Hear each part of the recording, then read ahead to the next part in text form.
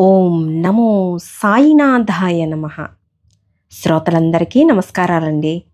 ఈ వారం నేను శ్రీకంఠస్ఫూర్తి గారు రచించిన అంతిమం అనే కథను మీకు వినిపించబోతున్నానండి. ఈ కథ కథామంజరి వారు నిర్వహించిన దీపావళి కథల పోటీలలో 2022వ సంవత్సరంలో ప్రోత్సాహక బహుమతి పొందిన కథ అండి. ఇది కథ మొదలు పెట్టేస్తున్నానండి. కృష్ణమూర్తి కాలం చేశాడు. రాత్రి ఎప్పుడో నిద్రలోనే ప్రాణం పోయింది. అతగాడు పడుకున్న మంచానికి 3 అడుగుల దూరంలో నిద్రపోయిన అతని భార్య మహాలక్ష్మికి తెలియలేదు. 3 అంతస్తుల మేడ, 3వ అంతస్తులో మంచం మీద కృష్ణమూర్తి శవం. రాత్రి ఎన్ని గంటలకు ప్రాణం పోయిందో. ఇప్పుడు ఉదయం 10 గంటలు. ఇంతవరకు శవాన్ని ముట్టుకున్న వాళ్ళు లేరు, కదిపి కిందకు దించిన వాళ్ళు లేరు. అరగంట క్రితం ఎవరో ఫోన్ చేస్తే హడావుడిగా వచ్చాను. కృష్ణమూర్తికి నేను చిన్ననాటి మిత్రుడనే. హై స్కూల్ చదువు మొదలు జీవితంలో చాలా సందర్భాల్లో వాడి వెంట ఉన్నవాడినే. ఎందుకో వాడు పోయినందుకు బాధగా, కనీసం సానుభూతిగా వాడి మొహంలోకి చూడలేకపోతున్నాను. ఒక్క కన్నీటి బొట్టు రాల్చలేకపోతున్నాను. ఎలా జరిగిందమ్మా? మనసులో ఘర్షణ అణుచుకుంటూ మహాలక్ష్మిని అడిగాను. ఏమో అన్నయ్య గారు, రాత్రి చాలాసేపు టీవీ చూశారు. పాలు కాచి త్రాగమని గ్లాసు ముందు పెట్టాను. పాలతో పాటు టాబ్లెట్ వేసుకోమని మరీ చెప్పి నేను నిద్ర కొరిగాను. ఆయన ఎప్పుడు నిద్రపోయారో నాకు తెలియదు. రాత్రి మళ్ళీ నన్ను పిలిచినట్టు అనిపించలేదు. తెల్లవారి మెలకువ వచ్చి చూస్తే పాలు టాబ్లెట్టు అలాగే ఉన్నాయి. ఆయన పడుకున్న తీరు నాకు అనుమానం వచ్చింది. కదిపి చూస్తే ఇంకేముంది? మహాలక్ష్మి వెక్కి వెక్కి ఏడుస్తోంది. 3 కొడుకుల కోసం 3 అంతస్తుల మేడ కట్టించాడు. 3 కొడుకులు ఒకరి తర్వాత ఒకరు అమెరికా ఎగిరిపోయారు. 2 అంతస్తులు ఖాళీగా ఉంచలేక అధికారుల స్థాయి వాళ్ళకి అద్దెకు ఇస్తూ వచ్చాడు. 3వ అంతస్తులో తను మహాలక్ష్మి ఉంటున్నారు. 2 అంతస్తుల్లో అద్దెకు ఉన్నవాళ్ళు కూడా ఇప్పటి వరకు ఎవరూ తొంగి చూసినట్లు లేదు. వాళ్ళకైనా విషయం తెలిసిందో లేదో. కృష్ణమూర్తి ఉద్యోగ విరమణ చేసి సంవత్సరం కూడా తిరగలేదు. నీటిపారుదల శాఖలో ఉన్నత ఉద్యోగం, మంది మార్బలం, అధికారం, మురుగు నీరులా పొగయ్యే సంపాదన, కాంట్రాక్టర్లు సమర్పించే భారీ ముడుపులు. కృష్ణమూర్తి అంటే క్రింద స్థాయి ఉద్యోగులు అందరికీ హడల్. ఎవరు ఎదురు చెప్పినా, పెదవి విప్పినా దాఖలాలు లేవు.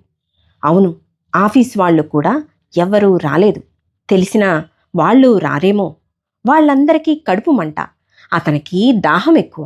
క్రింద వాళ్లకు కూడా వాటాలు సరిగ్గా అందనిచ్చేవాడు కాదని చెప్పుకునేవారు. ఏమైతేనే అధికార బలంతో బోలెడు డబ్బు, బంగారం సంపాదించాడు. 5-6 ఫ్లాట్లు కొని అద్దెకిచ్చాడు. వేరే ఊళ్ళల్లో బినామీ భూములు ఉన్నాయి. లాకర్లలో దాచిన నగలు, ఎన్నో డిపాజిట్లు ఉన్నాయి. వాటి విలువ కొన్ని కోట్లు. నాకు తెలుసు, అదంతా అక్రమార్జనే. అక్రమమేమిటి, సక్రమమేమిటి? శ్రీలక్ష్మి వచ్చి పడుతూ ఉంటే కాదనడం వెర్రి కాక మరేమిటి అనేవాడు. తన మీద ఎన్నో ఫిర్యాదులు వెళ్ళాయి. ఎవరూ ఏమీ చేయలేకపోయారు. 2-3 సార్లు ఏసీబీ దాడులు జరిగాయి. ఏం చేశాడో తెలియదు. వీసమెత్తు దొరక్కుండా జాగ్రత్త పడ్డాడు. ఈ సంపాదనంతా ఎవరికోసం చేశాడు? ఎవరికోసం దాచాడు? కొడుకులు అనుభవిస్తారా? అమెరికాలో డాలర్ల వేటలో ఉన్న వాళ్ళకీ తెలీదు కృష్ణమూర్తి ఎంత సంపాదించింది, ఏది ఎక్కడ ఎలా దాచింది. మహాలక్ష్మికి తెలీదు. ఆమె పేరకొన్న జీవిత బీమా పట్టాలు తప్ప. ఈ సంపాదనంతా వదిలేసి అర్ధాంతరంగా పోయాడు కృష్ణమూర్తి. పిచ్చి మహాలక్ష్మి ఏకధాటిగా ఏడుస్తూనే ఉంది. పనిమనిషి మంగ పరుగులాంటి నడకతో మెట్లెక్కి పైకి వచ్చింది. అక్కడ దృశ్యం చూసి అమ్మగారు అంటూ ఏడవబోయి కొంగు అడ్డం పెట్టుకుని శవం ముఖంలోకి చూసి ఆగిపోయింది. మహాలక్ష్మి ఏడుస్తూనే మంగను దగ్గరగా పిలిచి ఏదో చెప్పింది. మంగ లోపలకు వెళ్ళి కృష్ణమూర్తి తల వద్ద చమురు దీపం పెట్టింది. ఏమ్మా, పిల్లలకు తెలియపరిచారా? లేకపోతే వాళ్ళ ఫోన్ నెంబర్లు ఇవ్వండి మహాలక్ష్మిని అడిగాను. ఆమె జవాబు చెప్పలేదు సరికదా. దొక్క స్వరం మరింత పెంచింది. అదే సమయానికి 2వ అంతస్తులో అద్దెకు ఉంటున్న ఎల్ఐసి శర్మ లుంగి సర్దుకుంటూ పైకి వచ్చాడు. మహాలక్ష్మితో నా మాటలు విన్నట్టున్నాడు. తను ఇంతకు ముందే 3 కొడుకులకి ఫోన్లు చేశానని విషయం వివరించి చెప్పాడు. ముగ్గురు కొడుకులు తండ్రి అంతిమ సంస్కారానికి రావటం లేదట. రావటానికి వీలు పడతట. చికాగోలో ఉన్న పెద్ద కొడుక్కి ప్రాజెక్టు చివరి దశలో ఉందట. దాన్ని వదిలి వచ్చే ప్రసక్తే లేదట. వచ్చే నెలలో ఇండియా వస్తానని, అన్నీ సెటిల్ చేస్తానని, తల్లిని తనతో తీసుకుపోతానని చెప్పాడు. రెండవ కొడుకు శేఖర్ కాలిఫోర్నియా నుంచి మాట్లాడి, తండ్రి ఇంత హఠాత్తుగా పోవడం ఏమిటి అని ఆశ్చర్యంగా ప్రశ్నించాడు. బతికుండగా అంతా తనిష్ట ప్రకారమే చేసేవాడు, పోవడం కూడా తనిష్ట ప్రకారమే పోయాడా అంటూ చిరాకు పడ్డాడు. తన భార్య నిండు గర్భవతి అని, డాక్టర్లు తేదీని కూడా ప్రకటించారని, తను ఎట్టి పరిస్థితుల్లోనూ రాలేనని చెప్పాడు. మూడవ కొడుకు మనోహర్ టెక్సాస్ నుంచి ప్రస్తుతం కంపెనీ తరపున జర్మనీ టూర్లో ఉన్నాడు. తనే టీం లీడర్. టూర్ క్యాన్సిల్ చేసుకోవడానికి కంపెనీ ఒప్పుకోలేదు. వచ్చే నెలలో అన్నయ్యతో కలిసి ఇండియా రావడానికి ప్రయత్నిస్తానని, తండ్రి క్రమేషన్ తప్పక వీడియో తీయించమని సలహా ఇచ్చాడు. తండ్రి పోయాడని తెలిసినా ముగ్గురు కొడుకులకి ఎలాంటి భావాలు, స్పందనలు లేవు. మాటల్లో అనుబంధం, ఆత్మీయతలు లేవు. ఆహా కృష్ణమూర్తి, నీ జీవితమంతా ఒకటే పరుగు, ఆరాటం, అహం, సంపాదన. నీ యాంత్రిక బాటలోనే నీ కొడుకులు కూడా. ఇంకా ఎవరికైనా ఫోన్ చేయాలా అమ్మా? శర్మ మహాలక్ష్మిని బాధ్యతగా అడుగుతున్నాడు. ఆమె దుఃఖంతో టీవీ దగ్గర ఉన్న చిన్ని డైరీ చూపించింది. డైరీ పేజీలు తిప్పుతూ నెంబర్లను మహాలక్ష్మికి చూపిస్తున్నాడు శర్మ. కృష్ణమూర్తికి రక్త సంబంధీకులు ఎవరున్నారుగా? ఒకే ఒక్క అక్కగారు ఉండేది. ఆవిడకు చిన్నప్పుడే పెళ్ళైపోయింది. పెళ్ళి అయినప్పటి నుంచి పేదరికమే. చివరకు అంతుపట్టని రోగంతోనే కృంగి కృశించి దయనీయంగా చనిపోయింది. కృష్ణమూర్తి వెళ్ళి కనీసం ఆఖరి చూపు చూడలేదు. బతికి ఉన్నప్పుడు ఆవిడ 1-2 సార్లు అన్నయ్య ఇంటికి వచ్చింది. ఒకసారి తన భర్తకు ఏదైనా పని చూపించమని ప్రాధేయపడింది. మరోసారి తన కొడుకును తీసుకొచ్చి చూపించి ఏదైనా ఉద్యోగం వేయించమని అర్థించింది. 2 సందర్భాల్లోనూ కృష్ణమూర్తి ఎలా స్పందించాడో ఆమె మళ్ళీ ఆ ఇంటి గడప తొక్కలేదు. అంతెందుకు, నేను తన చిన్ననాటి మిత్రుణ్ణి.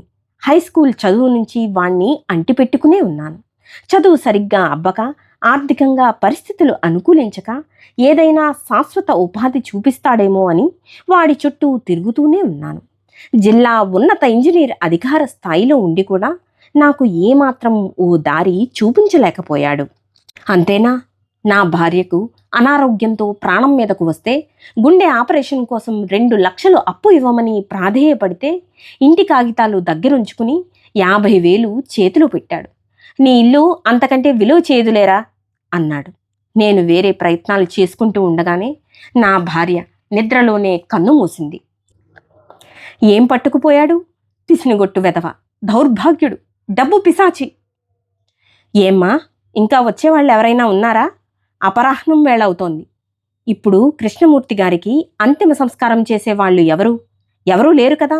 ఒక్కటే మార్గం, ఆ కైలాస్ మిషన్ వాళ్ళకి ఫోన్ చేస్తే అన్ని బాధ్యతలు వాళ్లే చూసుకుంటారు. ప్రత్యేక వాహనం, ఫ్రీజర్ బాక్సు ఉన్నాయి. కాకపోతే మనం ఎంతో కొంత డబ్బు చెల్లించాలి.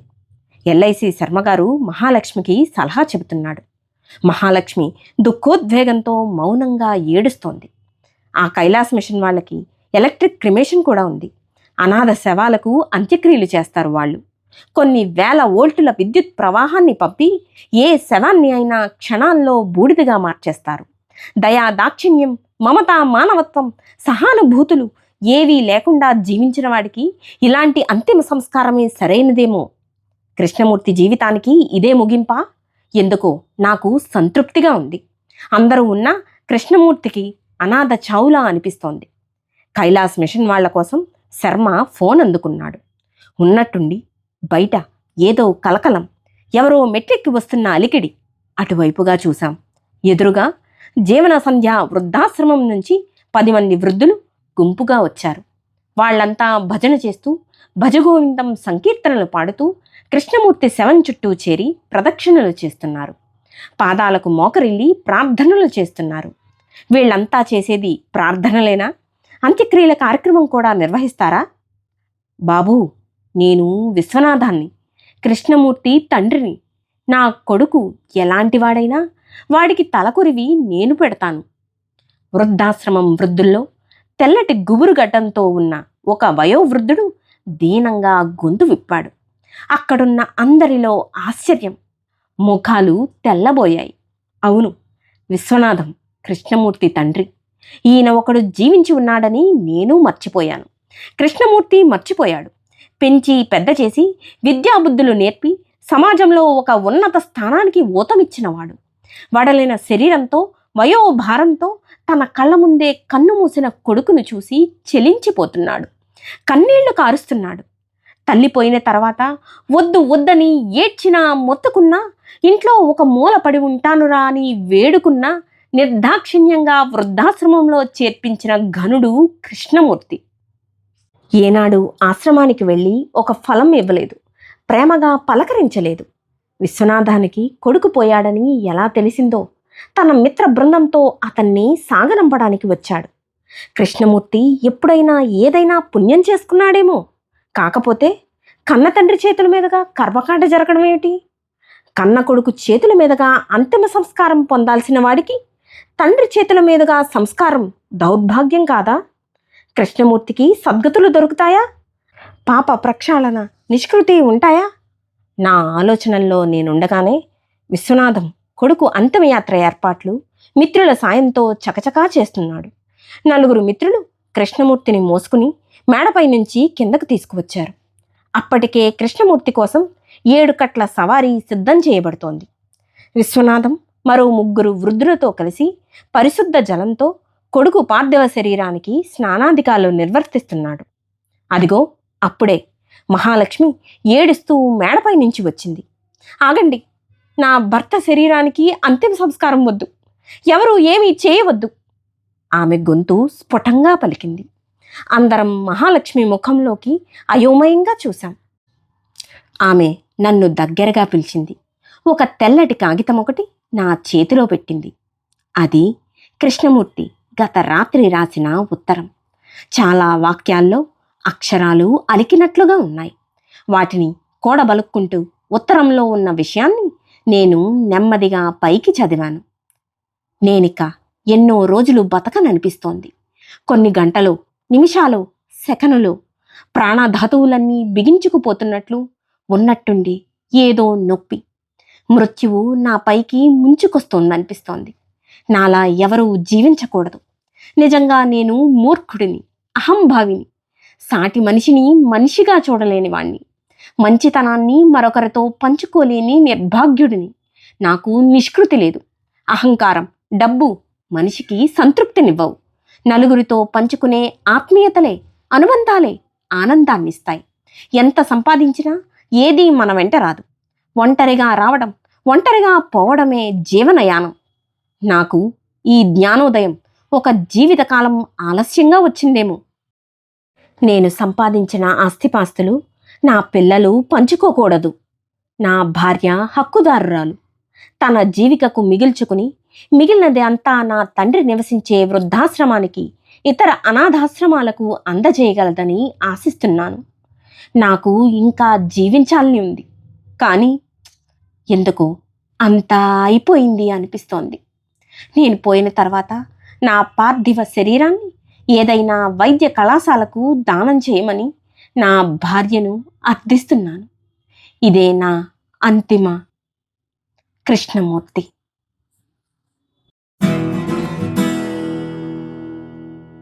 అంతిమం కథ సమాప్తమండి. కవితమ్మ వినిపించిన ఈ కథ మీకు నచ్చినట్లయితే తప్పకుండా లైక్ చేసి మీ ఫ్యామిలీ మెంబర్స్కి, ఫ్రెండ్స్కి షేర్ చేయండి. మీ అమూల్యమైన అభిప్రాయాలను కామెంట్స్ రూపంలో తప్పకుండా మాతో పంచుకోండి. మంచి మంచి కథలను వినటానికి మన ఛానల్ను తప్పకుండా సబ్స్క్రైబ్ చేయండి. ఉంటానండి. నమస్కారం.